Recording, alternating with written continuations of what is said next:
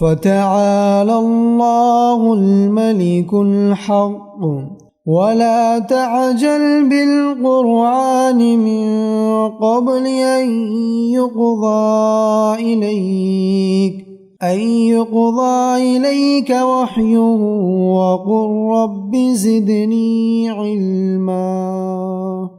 தமிழ்நாடு தௌஹீத் ஜமாத் வழங்கும் கல்வி சிந்தனைகள். அஸ்ஸலாமு அலைக்கும் வரஹ்மத்துல்லாஹி வபரகாத்துஹு. தமிழ்நாடு தௌஹீத் ஜமாத் வழங்கும் கல்வி சிந்தனையில் இந்த வாரம் சிஏ சார்ட்டர்ட் அக்கௌண்டன்சி படிப்பு தொடர்பான சில தகவல்களை உங்களோடு பகிர்ந்து கொள்கிறோம். சார்ட்டர்ட் அக்கௌண்டன்சி என்பது பொறுத்தவரை அது ஒரு தொழிற்கல்வி.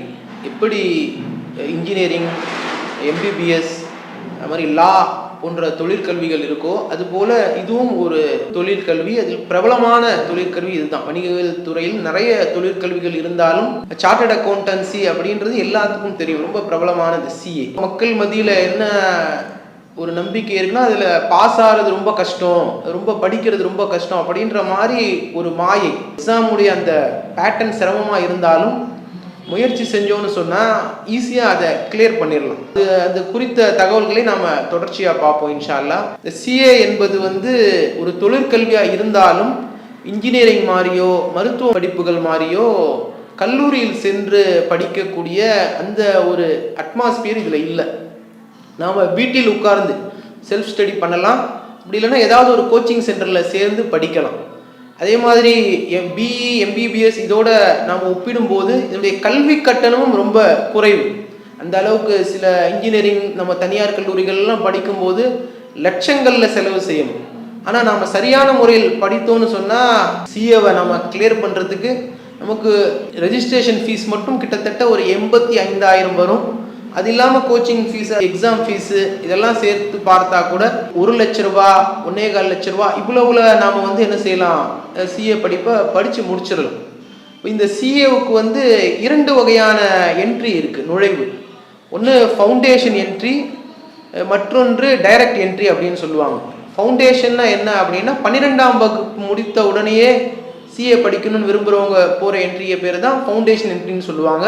அதில் ஃபவுண்டேஷன் இருக்கும், இன்டர்மீடியேட்னு இருக்கும், அப்புறம் ஃபைனல்னு இருக்கும். டைரக்ட் என்ட்ரி என்ன அப்படின்னா கிராஜுவேஷன் முடிச்சுட்டு ஏதாவது ஒரு டிகிரியோ இல்லை ஒரு போஸ்ட் கிராஜுவேட் டிகிரியோ முடிச்சுட்டு அதற்கப்புறம் போகிறது. அதில் டைரெக்டாக நம்ம இன்டர்மீடியேட்டுக்கு போயிடலாம். இன்டர்மீடியேட் இருக்கும், அதற்கப்புறம் ஃபைனல் இருக்கும். இதுதான் 2 என்ட்ரி முறை, நுழைவு முறை அப்படின்னு சொல்லுவாங்க. ஒன்று ஃபவுண்டேஷன் என்ட்ரி, இன்னொன்று டைரக்ட் என்ட்ரி. இந்த ஃபவுண்டேஷன், இன்டர்மீடியேட், ஃபைனல் இந்த தேர்வுகளுக்கு இடையில் சில பயிற்சிகள் இருக்குது, சில தேர்வுகள் இருக்குது. அவை என்னென்ன அப்படின்னு ஒவ்வொன்றா நம்ம பார்ப்போம். சிஏ ஃபவுண்டேஷனை பொறுத்த வரைக்கும் இப்போது பள்ளிக்கூடத்தில் படிக்கக்கூடிய ஒருவர் பள்ளிக்கூடம் படிக்கும்போதே நான் சார்ட்டர்ட் அக்கௌண்டன்ட் தான் ஆகணும், நான் சிஏ தான் போகணும் அப்படின்னு முடிவு பண்ணிட்டாருன்னு சொன்னால் அவர்களுக்கு ஏற்ற ஒரு நுழைவு ஃபவுண்டேஷன் என்ட்ரி தான். அவங்க என்ன செய்யலாம், 10வது முடித்ததற்கு அப்புறமே ரெஜிஸ்டர் பண்ண முடியும் இன்ஸ்டியூட்டில். இந்த சிஏவை நடத்துறது யார் அப்படின்னா ICA, institute of chartered accountants of India அப்படின்னு ஒரு அமைப்பு தான் இதை நடத்துகிறாங்க.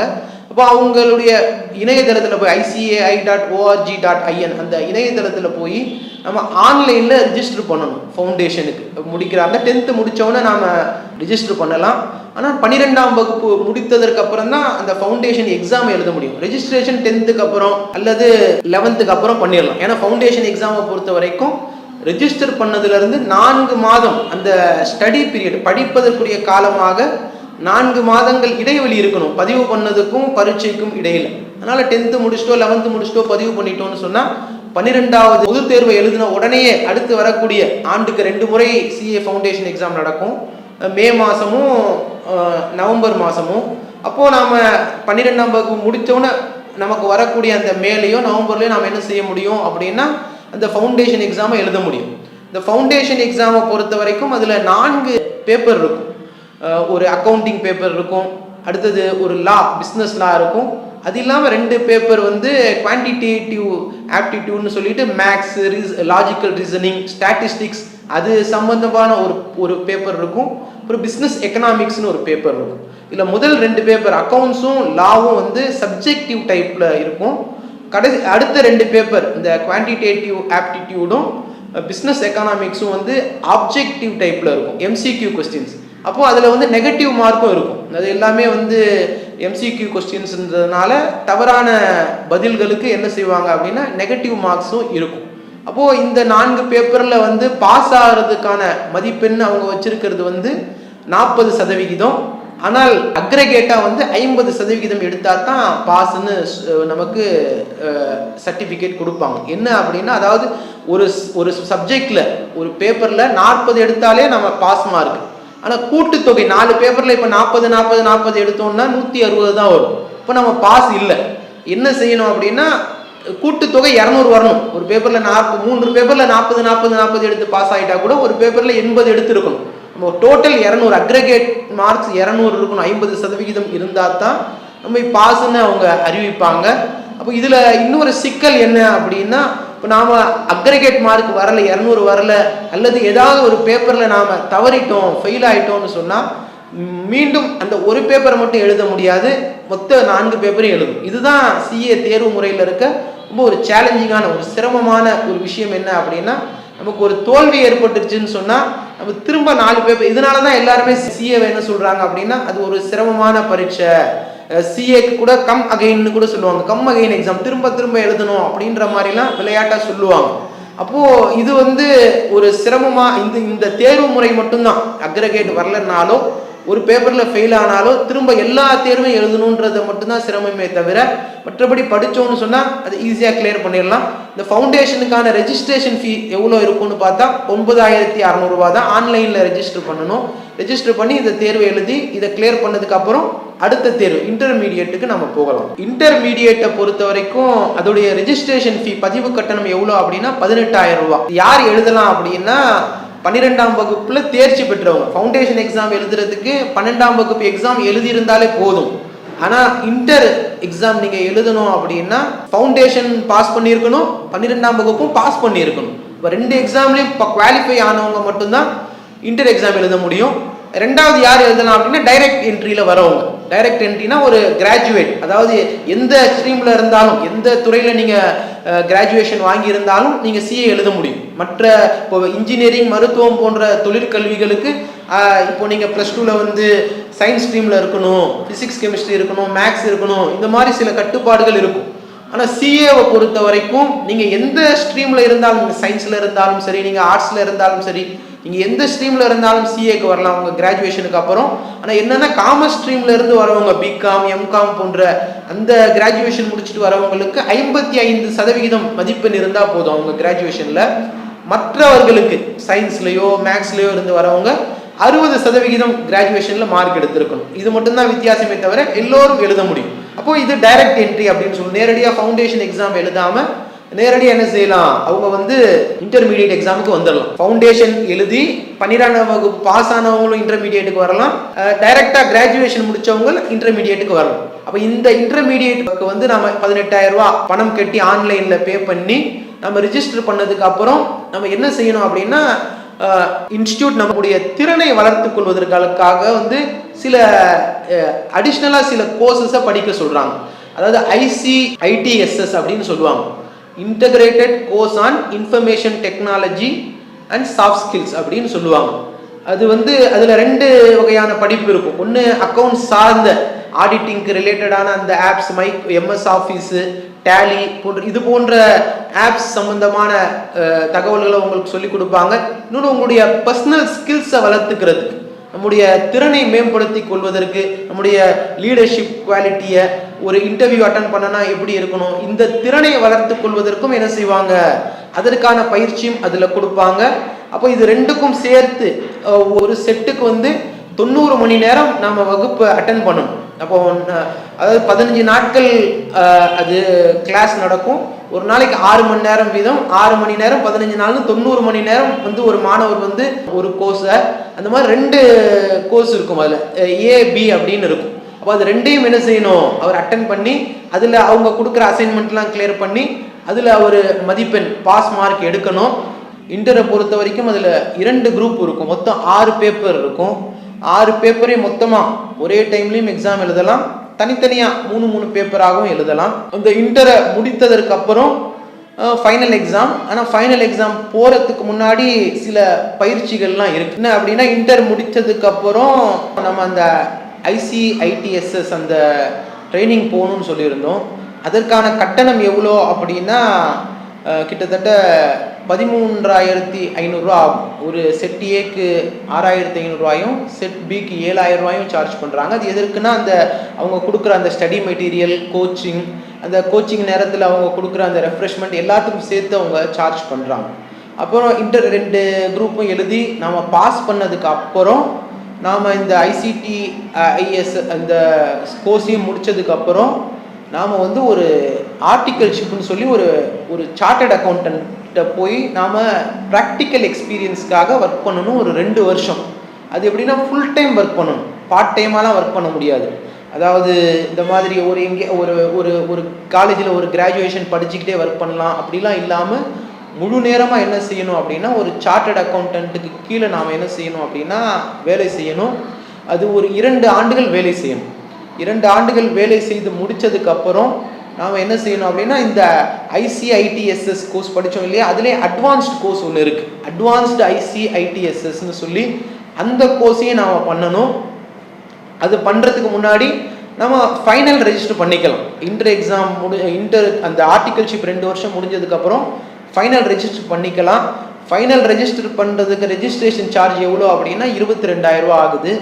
அதற்கப்புறம் நாம் இந்த அட்வான்ஸ்டு ICITSS அந்த கோர்ஸை பண்ணணும். அந்த கோர்ஸை பண்ணதுக்கு அப்புறம் ஒரு ஆன்லைன் தேர்வு ஒன்று இப்போ புதுசாக அறிமுகப்படுத்தியிருக்காங்க CAல. அந்த தேர்வுக்கு பேர் என்ன அப்படின்னா, செல்ஃப் பேஸ்டு ஆன்லைன் மாடியூல்ஸ் அப்படின்னு சொல்லி புதுசாக அந்த தேர்வு அறிமுகப்படுத்தியிருக்காங்க இப்போ தான், கடந்த ஆண்டுல இருந்து. அது என்னென்னா, அதில் ஒரு 4 பேப்பர் இருக்கும். அதிலே அதே மாதிரி set A, set B, set C, set Dன்னு சொல்லி 4 தாள் பேப்பர் இருக்கும். அதில் first paper, second paper, set A and set B வந்து மேண்டேட்டரி. அது ஒன்று வந்து லா இருக்கும், இன்னொன்று மேனேஜ்மெண்ட் சம்மந்தமான ஒரு பேப்பர் இருக்கும். 3, 4 பொறுத்த வரைக்கும், செட் Cயை பொறுத்த வரைக்கும் ஒரு 10 பேப்பர் கொடுத்து அதில் ஏதாவது ஒன்று நம்ம சூஸ் பண்ணிக்கலாம், ஆப்ஷனல். அதே மாதிரி 4ல் வந்து 4 பேப்பர் இருக்கும், நம்ம எதையாவது ஒன்று சூஸ் பண்ணிக்கலாம். 3லேயும் 4லேயும் மட்டும் நம்ம ஆப்ஷனல் ஒரு பேப்பர்ஸ் எடுத்துக்கணும். செட் A, B ஃபஸ்ட்டும் செகண்டும் அது கம்பல்சரி பேப்பர். அதையும் நாம் என்ன செய்யணும், அதற்கு வந்து புக்ஸ் இருக்கும். அவங்களுடைய ICAIயோடைய இணையதளத்திலே புக்ஸ் இருக்கும். அதே மாதிரி அது சம்பந்தப்பட்டவர்கள் பேசிய அந்த வீடியோக்கள் இருக்கும். அதையெல்லாம் பார்த்து அதற்கான அசைன்மெண்ட் எல்லாமே நம்ம ரெடி பண்ணி அந்த தேர்வுலையும் நாம் பாஸ் ஆகும். அதில் வந்து 50% மதிப்பெண் நாம் எடுக்கணும். அப்போ இதற்கு அப்புறம் நாம் இன்டர் எக்ஸாம் பாஸ் பண்ணி அந்த அட்வான்ஸ்டு அந்த கோர்ஸ், இன்ஃபர்மேஷன் டெக்னாலஜி கோர்ஸை முடித்து அதுக்கப்புறம் இந்த online self based online modules இந்த 4 பேப்பரையும் நம்ம பாஸ் பண்ணதுக்கு அப்புறம் நம்முடைய ஆர்டிகல்ஷிப்பையும் நம்ம கம்ப்ளீட் பண்ணதுக்கு அப்புறம் தான் நம்ம ஃபைனல் எக்ஸாமுக்கு போக முடியும். ஆனால் இப்போ புதுசாக ஒன்று கொண்டு வந்திருக்காங்க. கடந்த காலங்களில் எப்படி அப்படின்னா, நாம் ஃபைனல் வரைக்கும் போகலை, இன்டரோடு நிறுத்திக்கிட்டாங்க அப்படின்னா CA இன்டர் இன்கம்ப்ளீட் அந்த மாதிரி சொல்லிப்பாங்க. ஆனால் இப்போ வந்து என்ன செய்கிறாங்க அப்படின்னா, இப்போது CA இன்டர் முடிச்சுட்டு இந்த IT கோர்ஸ் எல்லாம் முடிச்சுட்டு இந்த online self based online modules அந்த தேர்வெல்லாம் முடிச்சுட்டு ஃபைனல் எக்ஸாம் மட்டும் எழுதாமல் இருக்கக்கூடிய மாணவர்கள், ஏதாவது ஒரு காரணத்தினால அவங்களால ஃபைனல் எக்ஸாம் எழுத முடியலை அப்படின்னு இருக்கிற மாணவர்களுக்காக தனியாக ஒரு சர்டிஃபிகேட் இப்போ கொடுக்குறாங்க CAல. அது என்ன சர்டிஃபிகேட் அப்படின்னா, பிஸ்னஸ் அக்கௌண்டிங் அசோசியேட் BAA அப்படின்னு ஒரு சர்டிஃபிகேட் இஷ்யூ பண்ணுறாங்க. இந்த BAA யாருக்குன்னா, அவங்க CAல எல்லா படித்தரத்தையும் தாண்டி வந்திருப்பாங்க. ஃபவுண்டேஷன், அதுக்கப்புறம் வந்து அந்த இன்டர்மீடியட் எக்ஸாமு, ப்ராக்டிக்கல், அந்த ஆடிட்டர்கிட்ட போய் ப்ராக்டிக்கலாக ஒர்க் பண்ண அந்த எக்ஸ்பீரியன்ஸை கேதர் பண்ணியிருப்பாங்க. அதுக்கப்புறம் அந்த செல்ஃப் பேஸ்டு ஆன்லைன் மாடியூல்ஸ் அந்த தேர்வையும் எழுதியிருப்பாங்க. ஃபைனல் எக்ஸாம் மட்டும் எழுதியிருக்க மாட்டாங்க. இவர்களுக்காக இந்த டிகிரி ஒரு சர்டிஃபிகேட் அவங்க கொடுக்குறாங்க, BAA அப்படின்னு சொல்லி. அப்போ அதை வைத்துக்கொண்டு, அந்த டிகிரியை வைத்துக்கொண்டு அவங்க என்ன செய்யலாம், அதன் மூலமாக அவர்கள் வேறு வேலைக்கு போகலாம். அப்போது ஃபைனல் எழுதினவங்க என்ன செய்யலாம் அப்படின்னா, தன்னை ஒரு மெம்பராக ICAIல வந்து அவங்க ரிஜிஸ்டர் பண்ணிக்கணும். அவங்களுக்காக அந்த CA ரிஜிஸ்டர் நம்பர் ஒன்று ஒதுக்கப்படும். அதற்கப்புறம் அவர்கள் தங்களை சார்ட்டர்ட் அக்கௌண்டன்ட் அப்படின்னு சொல்லிக்கலாம். இந்த சார்ட்டர்ட் அக்கௌண்டன்ட் முடித்தவர்கள் வந்து நிறைய வேலை வாய்ப்புகள் இருக்குது. ஒரு கண்ணியமான பதவியை கொடுக்கக்கூடிய ஒரு துறை இது. ஏன் அப்படின்னா அவர் என்ன செய்யலாம், தனியாக ஒரு ஆடிட்டராக அவர் என்ன செய்யலாம், தன்னுடைய துறையில் அவர் வேலை பார்க்கலாம். ஆடிட்டர்னா ஒரு தனிநபருடைய அல்லது அலுவலகங்களுடைய அந்த கணக்கை தணிக்கை செய்வது. அவங்க தணிக்கை செஞ்சதுக்கு அப்புறம் தான் இன்கம் டேக்ஸ் ஃபைல் பண்ண முடியும். இப்போ அந்த மாதிரி ஒரு ஆடிட்டராக ஒர்க் பண்ணலாம். அப்படி இல்லை அப்படின்னா அவர் ஏதாவது தனியார் துறையிலையோ இல்லை அரசு துறையிலையோ அவர் ஒரு உயர்ந்த பதவிக்கு, அந்த கணக்கியல்ல உயர்ந்த பதவிக்கு அவர் போக முடியும். அப்படி இல்லை அப்படின்னா ஒரு பேராசிரியராக போகலாம். ஏன்னா யூஜிசி நெட்டை பொறுத்த வரைக்கும் அந்த துணை பேராசிரியருக்கு போவதற்கான அந்த நுழைவுத் தேர்வை யூஜிசி நெட், யூனிவர்சிட்டி கிராண்ட் கமிஷனுடைய அந்த நேஷனல் எலிஜிபிலிட்டி டெஸ்ட்டை எழுதி தான் போகணும். அதற்கு பிஜி தான் குவாலிஃபிகேஷனாக வச்சுருக்காங்க. ஆனால் இப்போ அவங்க என்ன சொல்கிறாங்க அப்படின்னா ஒரு சார்ட்டர்ட் அக்கௌண்டன்ட் படிச்சிருக்காருன்னா, ஒரு சிஏ முடிச்சிருக்காருன்னு சொன்னால் அவர் அந்த நெட் எக்ஸாம் எழுத முடியும், அதற்கு அவர் தகுதியானவர். அதே மாதிரி இந்தியாவில் இருக்கக்கூடிய பல யூனிவர்சிட்டிகளில் பிஹெச்டி பண்ணுறதுக்கு கூட ஒரு சார்ட்டர்ட் அக்கௌண்டன்ட்டுக்கு டாக்டரேட் பண்ணுறதுக்கு கூட அனுமதி கொடுக்குறாங்க. அப்போ இந்த மாதிரி அவர் பேராசிரியராக கூட போகலாம். அப்படி இல்லைன்னா யூபிஎஸ்சி எக்ஸாம், அந்த மத்திய அரசாங்கம் நடத்தக்கூடிய அந்த தேர்வுகள், அரசு பணிக்கான தேர்வுகளை எழுதி அரசு துறையில் வேலைக்கு போகலாம். இப்படி நிறைய வேலை வாய்ப்புகள் இருக்கு. ஆனால் அதில் முஸ்லீம்கள் கவனிக்க வேண்டிய விஷயம் என்ன அப்படின்னா, சிஏ மட்டும் இல்லாமல் வணிகவியல் கணக்கியல் சார்ந்த எந்த துறையாக இருந்தாலும் அதில் வட்டி சம்பந்தப்பட்டிருக்கும். இந்தியா போன்ற நாடுகளில் வட்டியை மையமாக கொண்டு தான் பொருளாதாரம் இருக்கிறதுனால அதில் வட்டியுடைய தொடர்பு கட்டாயம் இருக்கும். அந்த விஷயத்தில் மட்டும் நாம் ரொம்ப கவனம் செலுத்தணும். ஏன் அப்படின்னா வட்டியை பெரும்பாவமாக இஸ்லாம் சொல்லுது. நபி ஸல்லல்லாஹு அலைஹி வஸல்லம் சொல்லக்கூடிய ஹதீஸ் கூட முஸ்லீமில் பதிவு செய்யப்பட்டிருக்கு. அவங்க எல்லோரும் பாவத்தின் சமம். அதை வட்டி வாங்குபவர், வட்டி கொடுப்பவர், அதற்கு சாட்சியாக இருப்பவர், வட்டி கணக்கு எழுதுபவர், எல்லோர் மீதும் சாபம் உண்டாகட்டும், அவர்கள் அனைவரும் பாவத்தில் சமமானவர்கள் அப்படின்னு நபி ஸல்லல்லாஹு அலைஹி வஸல்லம் சொன்ன செய்தியை கூட நாம் பார்க்கிறோம். அப்போ இதுல இருந்து நாம ரொம்ப கவனமா இருந்துக்கணும். நாம சிஏ படிக்க கூடாதுன்னு நாம சொல்லல, தாராளமா படிக்கலாம். ஆனா வட்டி சார்ந்த துறைகளுக்கு போகாம, வட்டி சாராத எத்தனையோ கணக்கியல் துறைகள் இருக்கு. வட்டியை மையமா கொள்ளாம நடக்கக்கூடிய எத்தனையோ நிறுவனங்கள் இந்தியாவில் இருக்கு, எத்தனையோ எம்என்சி கம்பெனிஸ் இருக்கு. அது போன்ற நிறுவனங்களுக்கு வேலைக்கு போகலாம். ஒரு சார்ட்டர்ட் அக்கௌண்டன்ட், ஒரு ஆடிட்டரா பிராக்டிஸ் பண்ணா கூட வட்டி சாராத நிறுவனங்களுடைய கணக்கை தணிக்கை செய்வதற்கு நாம என்ன செய்யலாம், முயற்சிக்கலாம். அப்ப இந்த விஷயத்துல, இந்த வட்டி என்ற இந்த விஷயத்துல முஸ்லீம் மாணவர்கள் ரொம்ப கவனம் செலுத்தணும். அந்த கவனத்தோட நம்ம படிச்சோம்னு சொன்னா சிஏ ஒரு நல்ல துறை, ரொம்ப சிரமமான துறையெல்லாம் இல்லை. எத்தனையோ மாணவர்கள் இன்றைக்கு பாஸ் ஆகிறாங்க. அப்போ முயற்சி செஞ்சோன்னு சொன்னா நாம ஈஸியா பாஸ் ஆக முடியும். அதுல எந்த சிரமமும் இல்லை. இன்ஷா அல்லாஹ் அதற்காக நாம முயற்சி செஞ்சோன்னு சொன்னா அந்த துறையிலும் நாம ஒரு உச்சத்தை அடையலாம். அப்படிப்பட்ட ஒரு அருளை அல்லாஹ் உங்களுக்கு தரணும்னு பிரார்த்தித்தவனாக நிறைவு செய்கிறேன். அல்ஹம்துலில்லாஹி ரப்பில் ஆலமீன். இஸ்லாம் மற்றும் சமுதாய செய்திகளை அறிந்து கொள்ள தமிழ்நாடு தௌஹீத் ஜமாஅத் யூடியூப் பக்கத்தை உடனடியாக சப்ஸ்கிரைப் செய்து கொள்ளுங்கள். மேலும் பெல் பட்டனையும் கிளிக் செய்து கொள்ளுங்கள்.